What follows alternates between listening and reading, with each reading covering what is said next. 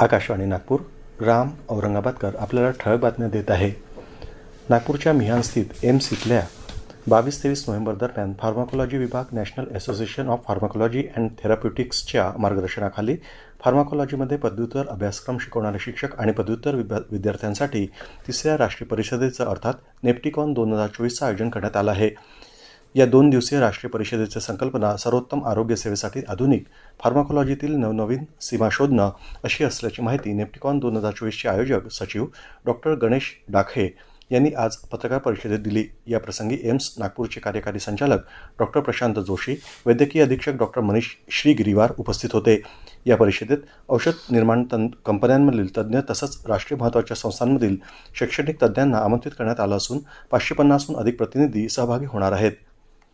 रिद्धपूर इथल्या मराठी भाषा विद्यापीठात विविध प्रशाला अंतर्गत पदव्युत्तर पदवी अभ्यासक्रमासाठीची प्रवेश प्रक्रिया सुरू झाली असून पात्र व्यक्तीकडून ऑनलाईन पद्धतीनं अर्ज मागवण्यात येत आहे. कला आणि साहित्य प्रशाला अंतर्गत अभिजात भाषा तसंच मध्ययुगीन मराठी वाङ्मय विभाग MA अभिजात मराठी भाषा आणि साहित्य या अभ्यासक्रमासाठीची प्रवेश प्रक्रिया सुरू करीत आहे. या अभ्यासक्रमाचा कालावधी 2 वर्षाचा असून हा अभ्यासक्रम नवीन राष्ट्रीय शैक्षणिक धोरण 2020 आराखड्यानुसार राहील. या अभ्यासक्रमासाठीची प्रवेश क्षमता 60 असून शैक्षणिक पात्रता मान्यताप्राप्त विद्यापीठाच्या कोणत्याही शाखेतील पदवीधर पात्रही आहेत. ऑनलाईन अर्ज करण्याची अंतिम तारीख 27 नोव्हेंबर असून 2 डिसेंबर 2024 पासून प्रथम सत्र सुरू होणार आहे.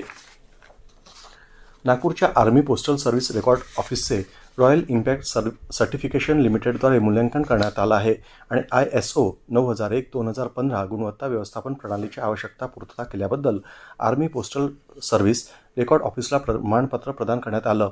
हे प्रमाणपत्र आर्मी पोस्टल सर्व्हिस रेकॉर्ड ऑफिसमध्ये काम करणाऱ्या सर्व कर्मचाऱ्यांच्या सततच्या प्रयत्नांची साक्ष आहे.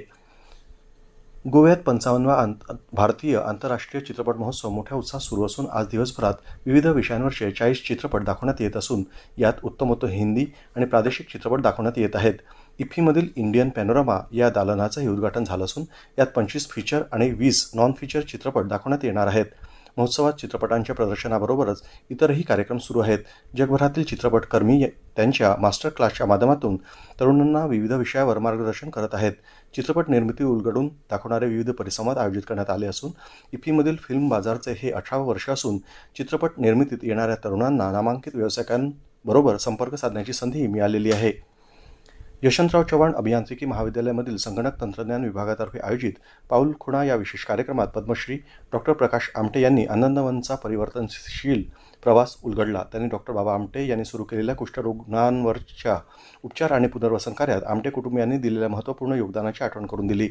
YCC 40व्या वर्षात पदार्पण करत असून हे वर्ष रुबी ज्युबिली वर्ष म्हणून साजरं केलं जात आहे. त्यानिमित्त वर्षभर विविध उपक्रम राबवले जाणार असून या शृंखलेतील पाऊलखुणा हा पहिला कार्यक्रम होता.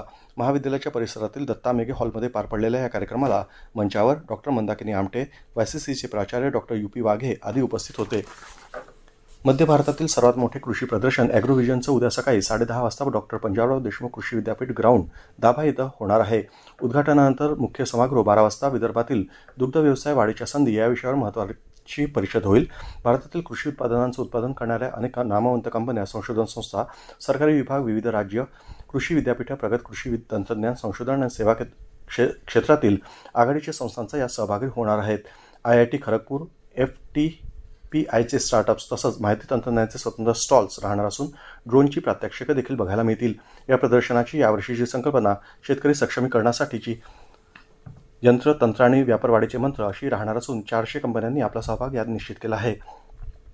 विदर्भातील सर्व जिल्ह्यात थंडीचा जोर वाढला असून आज सर्वात कमी तापमानाची नोंद गोंदिया आणि गडचिरोली इथे 13.4 अंश सेल्सिअस करण्यात आली आहे. तर विदर्भात आज कमाल तापमान अकोला इथं 31 अंश सेल्सिअस होतं.